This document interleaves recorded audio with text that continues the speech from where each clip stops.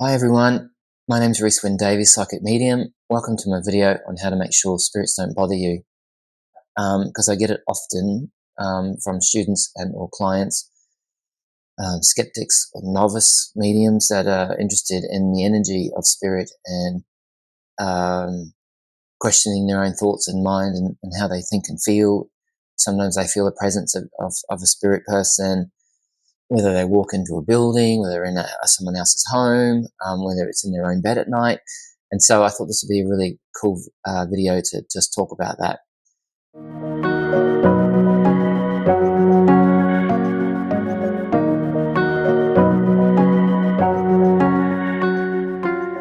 The big thing to understand is in the spirit world, thought is superior to language. So when I became a medium and wanted to be evidential in the process, I learned very quickly that it is mind-to-mind communication.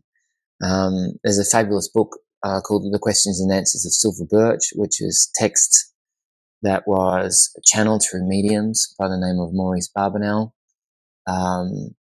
fabulous pioneer medium from the past.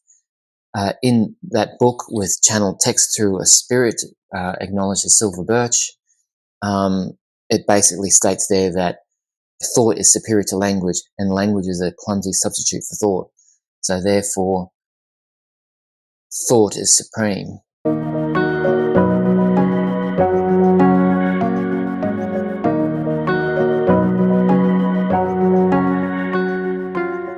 So what does that mean? It means telepathy.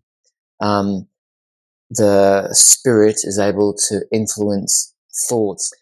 I guess being a medium and doing it for a profession, I would be sharing the thoughts of someone else who died to someone who's coming to want to connect to that person who's passed and sharing those thoughts. So that's why I'm the middle person, the medium in between, and trying to share those thoughts of that person in the spirit world to a living person and vice versa.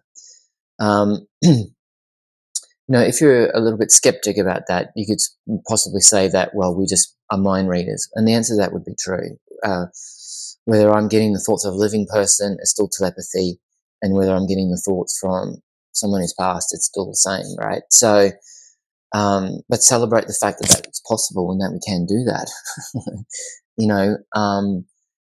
in the first place. So what does that mean? So it's all mind-to-mind communication. And that means that a discarnate spirit, that's a spirit without a physical body. We're an incarnate because we have a physical body. So we're incarnate. People who've passed are discarnate spirits. They are able to commune thoughts and impressions to us as a medium, and we perceive that and then pass it on. So when you think about the mechanics of that, this is someone I don't know most of the time, and I'm sharing those thoughts to another stranger. But imagine what these people in the spirit world who love you, who may be your guide, who may be your loved ones, who, and some of you probably don't even know them, or they may have died before your time, but they're actually spirit people and they're in your life from a different dimension, right? So what if these beautiful people in the spirit world are trying to support you? I think, through movies and television and horror films and stuff, we create this persona, maybe through different types of religion and ideas or belief systems that everyone has and entitled to have. We're going to develop some kind of ideological kind of fears or phobias or beliefs, patterns and systems as well. And this can make us perceive our reality, which generally most of the time isn't real, right?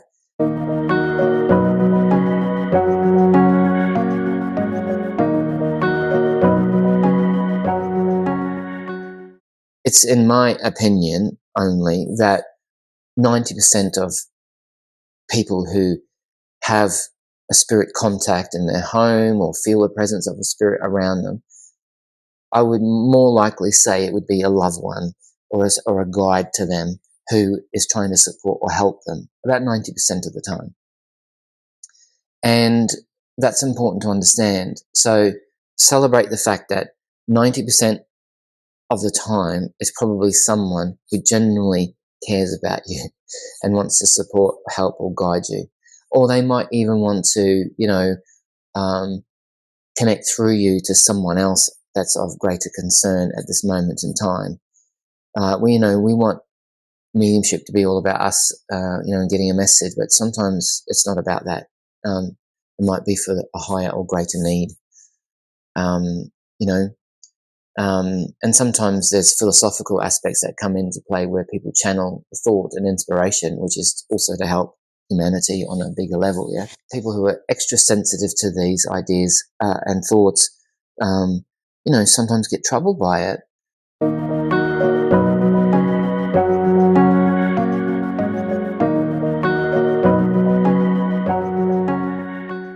If you're, say, highly medicated, for example, or you suffer from manic depression, or you get depressed, and you don't feel good about yourself, then you can have impressions of thoughts from other spirits that maybe have gone through something similar, or have been want to associate themselves with you, so that you could actually call this part an attachment. So this is where this 10% comes in, where if you allow it, you can have a spirit, really be influential on your mind. And I guess if you let a spirit be more influential over your mind, then you're going to have probably a physical response to that, maybe anxiousness and anxiety, phobias or fears, self-doubt, self-love issues too even. And yet you could even sometimes feel like it's tormenting you, but this is very, very rare.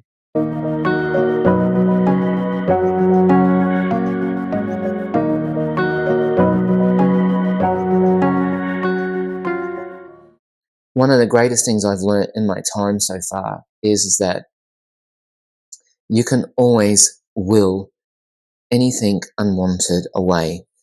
While your spirit is in your body, or attached, connected to your body, you have total supreme control. You were made that way, created that way from your creator, whatever you believe that to be. And so while your spirit is connected to the body, no other spirit outside of the physical realm can influence you, to take over or possess you physically.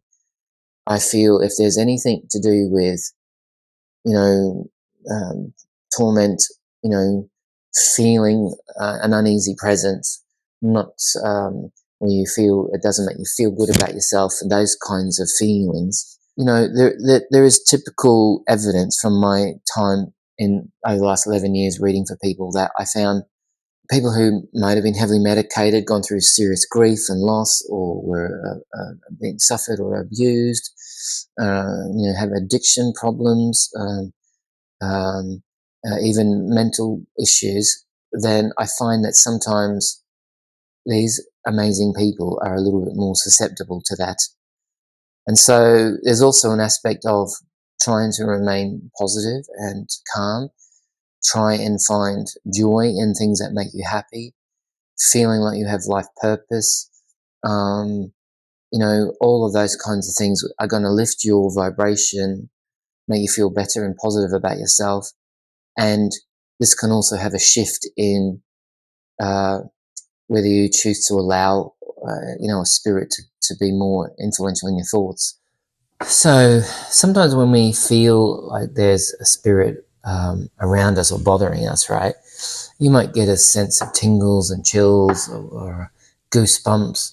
You might feel pressure around you. Sometimes people in bed have said they've felt weight on them, things like that.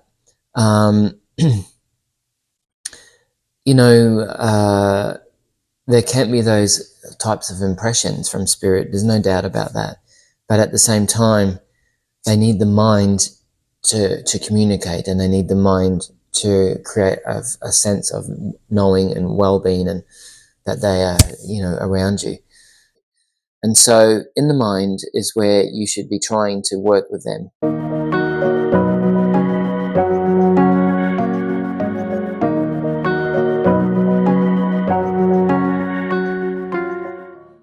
I would suggest that you get a chair, put a chair in the center of the room, and basically sit in the chair with your eyes closed and say, I am I am of the Creator.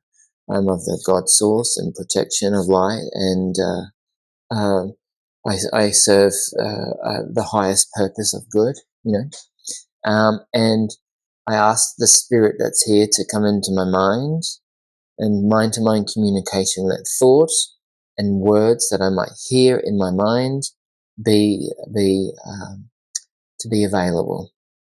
And you start asking questions and thought. Who are you? Why are you here? How can I help you? What can I do for you? And then then basically it's waiting to filter back thoughts that might not be yours.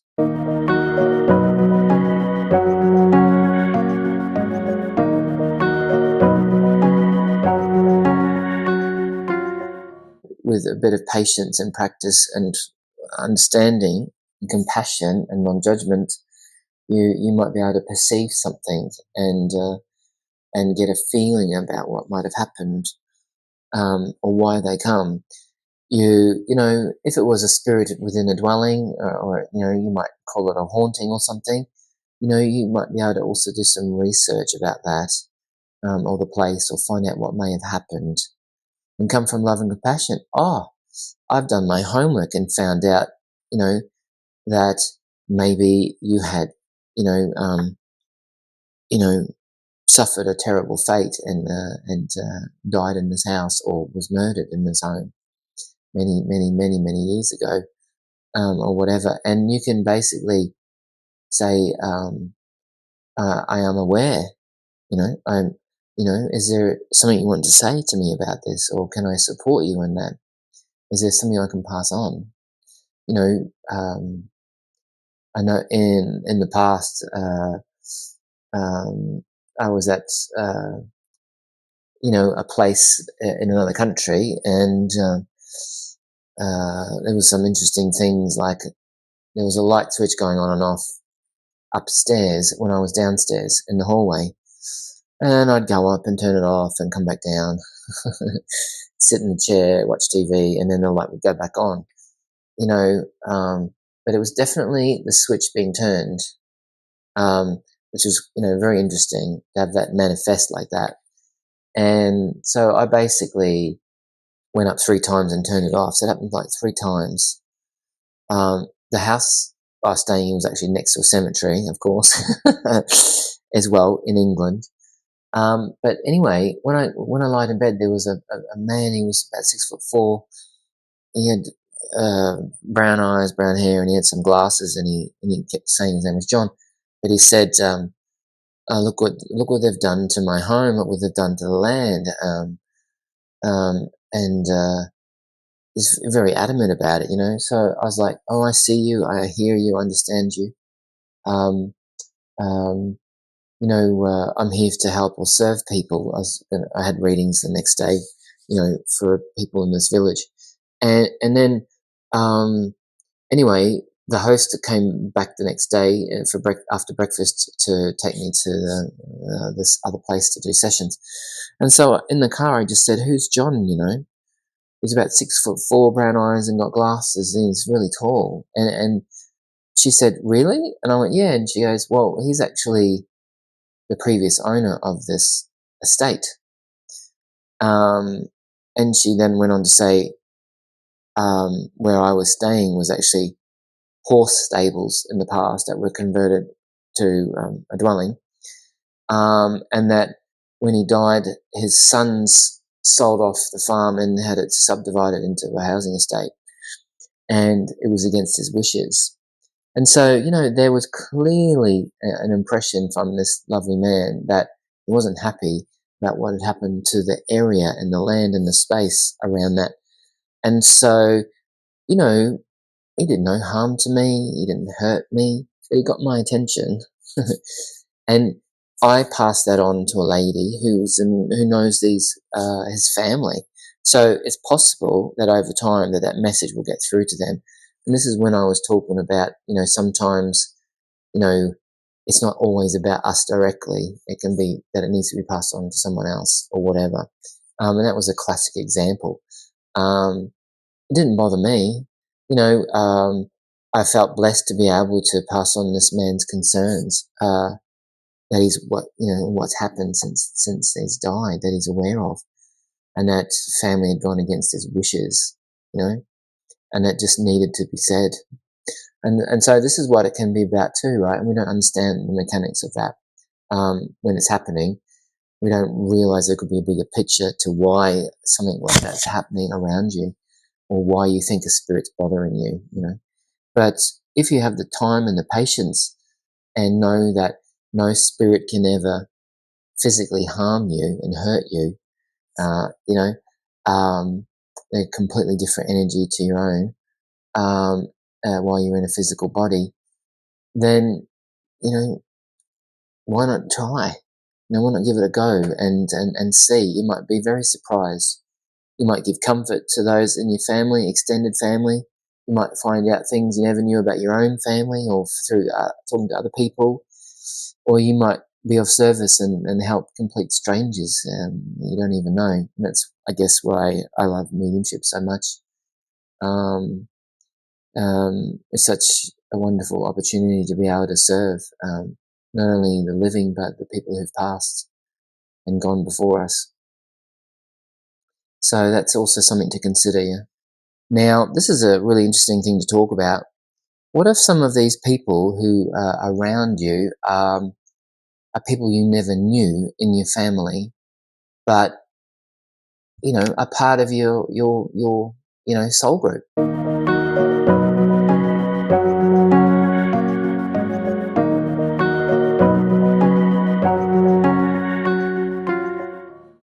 I had a medium once say, "I've got a Jack for you, who's a British soldier connecting to Normandy, and his name's Jack, and he's missing his leg from the knee down, left leg."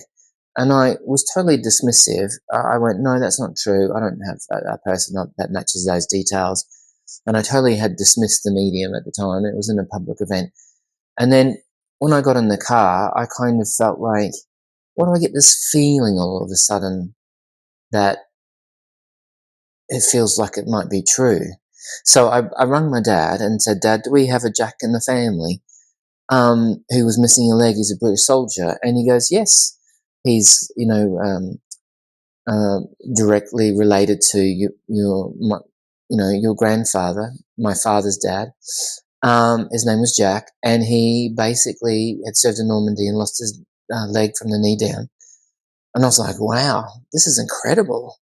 And he said, "Well, you never knew him. He died before you were born." And I was like, "Wow, this is amazing." And my father went on to talk about what's cool about Jack was he stayed another year after the war had ended, going through the trenches and digging through the fields and stuff to help find, people's body parts, and, ID tags and things like that, on both sides. So for the German army as well, to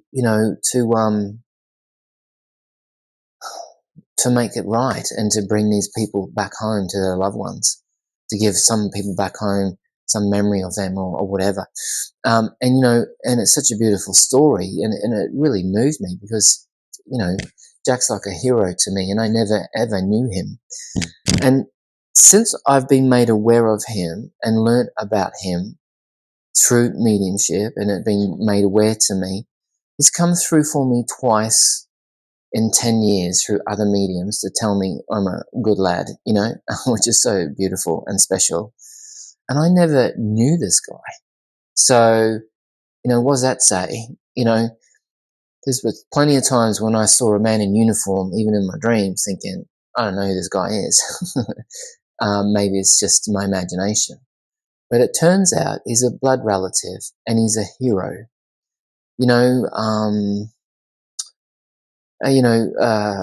There's moments like that all of a sudden pieces come together. And so, if you're watching this video, I want you to have an open mind.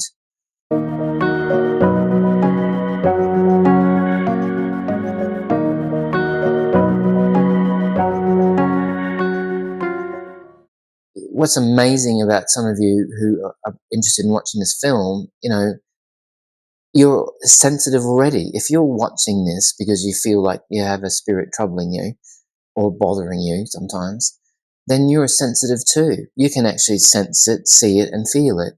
And if you can sense it, see it, or feel it, then you can communicate with it telepathically. So there's an opportunity there, isn't there?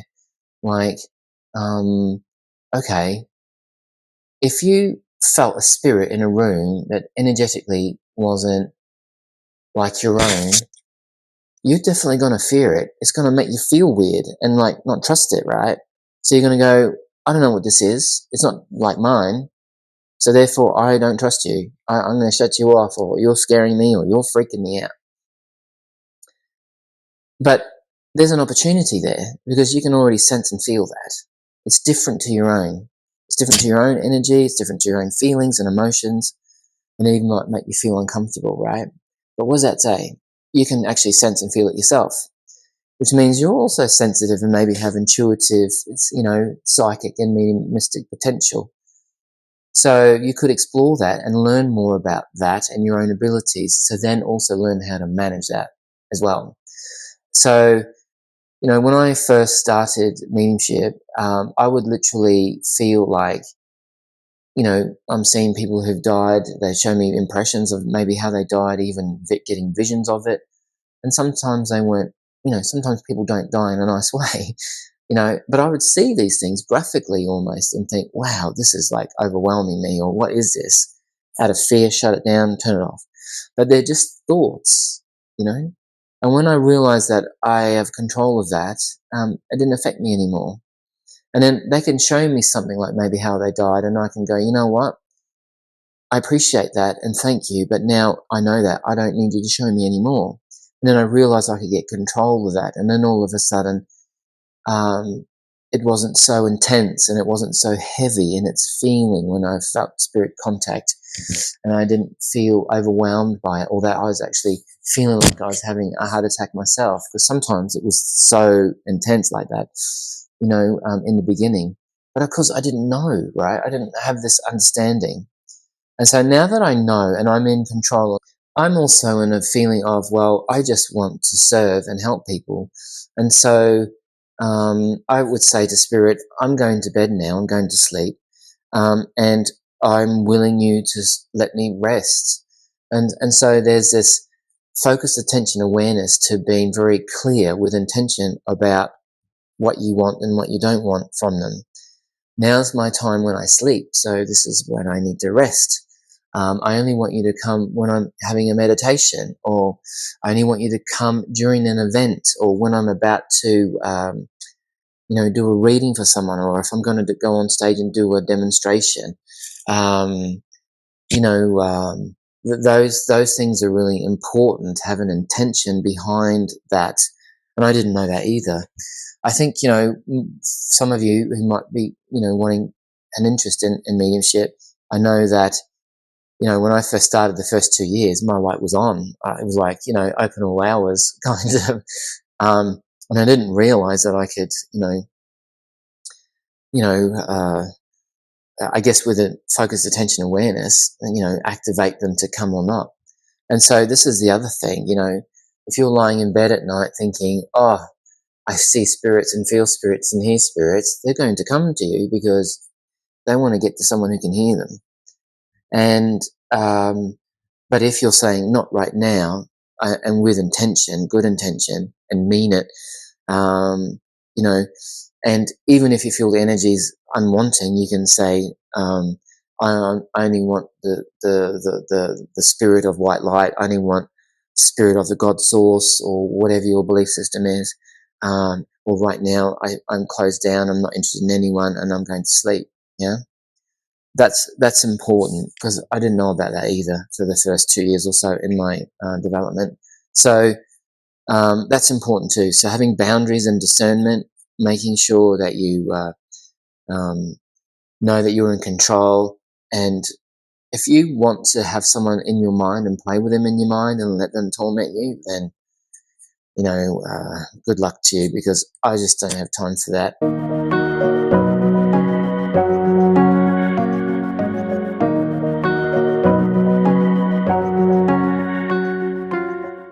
So if you're also feeling like you're being bothered by spirit, you can also use different light sources in your room or your bedroom. I like to use a salt lamp. I have a salt lamp on. I've got young kids that are quite, sensitive, and I have lamps for them, and they seem to sleep better with that than if they didn't. So that can also be an option. You could use lavender and sage and essential oils to help you sleep better. I have a nice chamomile tea and things like that to help you rest and sleep better. I think these things can have some value in reducing some aspects of that as well. They're not the be-all end-all solution, but because predominantly it really comes down to how you think and feel in your own mindset, and whether you feel you have the power within you to will anything unwanted away from you. But over the 11 years now, I walk into someone's home or feel a presence, the first thing I do is who are you? Why are you here? How can I serve you? And ever since I've been like that, I haven't felt any type of torment or anything unwanting towards me, being an energy that makes me feel uncomfortable. At the same time, I still feel really good that I can maybe help them. There's no time in the spirit world, right? So what might seem 40 years for someone who's passed might feel like yesterday for a spirit. And sometimes I feel like there can be a really great need, or a need beyond, our own needs, that needs to come through for people. Lots of people leave this world with unsaid business and unsaid things and woulda, coulda, shoulda. And I think it's really important if you can be open enough to be of service for them, and to and not be scared to be open to that. And what wonderful things that could come from that, I've only seen the work of love in this 11 years. No spirit's ever come through and said, oh, I wish I had more beer and worked harder and built more houses and things like that. They're more about, I wish we had more time together, I'm sorry I left the way that I did, or those things I said or did to you, I wish I could take that all back. And since I've passed, I've realised of my choices, and I'm learning from them while I'm here, and evolving as a person. And they would love to be able to make it right, especially if they haven't been able to make it right in this physical life. They really want to do it from the spirit world. So, and I think that's why they come, and we call them bothering us,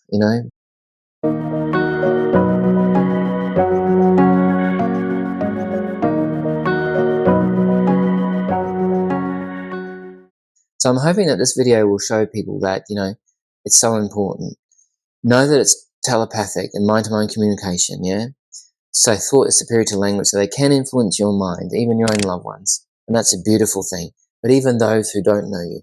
And so, or those who, if you are a medium, well, I'm going to get into, say, for example, Rhys's mind, because I know in 2 days from now he's going to meet my mum, or he's going to meet my auntie, or, my grandson for a reading. And if I get into his head today and leave some impressions, then maybe he'll talk about those things when he sees them next. It can be days, weeks, months in advance. The spirit world is 100% intelligent, astral planing body, anywhere through the universe, are more superior in telepathic thought than we are. And they know when we're going to be meeting people that they love or care about. And so they'll come ahead of time if they have to. And so if you're at home and your light's on, or or you get out a Ouija board and say, please come, you're going to get people coming whether you want them or not, because the intention's there. So be very clear about what you want and what you don't want about it, and know that you have to rest and have the energy. For those of you who are wanting to be mediums now, be very clear about that to the spirit world, and pick and choose your battles and have a boundary of discernment. Otherwise, you'll be so depleted over time. You won't be able to do this work if you allow all of that to continue. Very important. So that's a really big thing. If you are struggling in the mind, you had addiction issues or in the past, or heavily medicated, those kinds of things, they're going to maybe make you a little bit more susceptible, I think, to a spirit that might spend a while with you or associate with you in thought and maybe influence some of your auric field. But to possess you and take you over, in my opinion, I would say no. Yeah. And from my own experience, they're just associating themselves with you because you've got something similar or something in common. Like if you're suffering from drug abuse, they may have also had drug abuse. If you have fears of self-worth and not feeling good enough, you might have a spirit that has those similar traits. The test here is you're in control, and you have two options really. My life is like this now because of it, or what am I going to do about it? And to do about it would be, I'm in control. I'm of the God source, my creator, the divine light, whatever you want that to be. I choose to sleep now, or I ask you to go, or I will you to go. But you have to, with intention, purely mean it. And you should get in control of that. If you can't, then I would suggest that you maybe talk to someone who might be able to help you professionally, like a psychologist, for example, but also maybe someone who's interested in like hypnotherapy, or a past life therapist, an evidential medium who might be able to connect to see if it's a loved one who may have died. So you want an evidential medium for that. And then maybe some hypnosis or past life therapy work could be advantageous to maybe help you understand that. And if it's a really difficult spiritual energy in a dwelling, then you could also get someone who is also saging or can clear the house for you. It's in my opinion that, really anyone can be able to do that without that.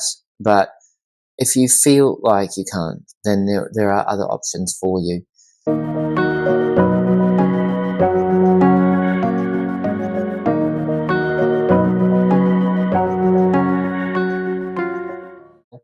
And I would also suggest,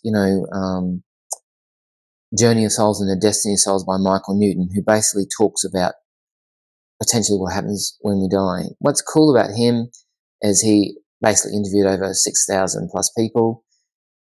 He told them that he wasn't going to be writing a book because he didn't want any biased opinions in this book.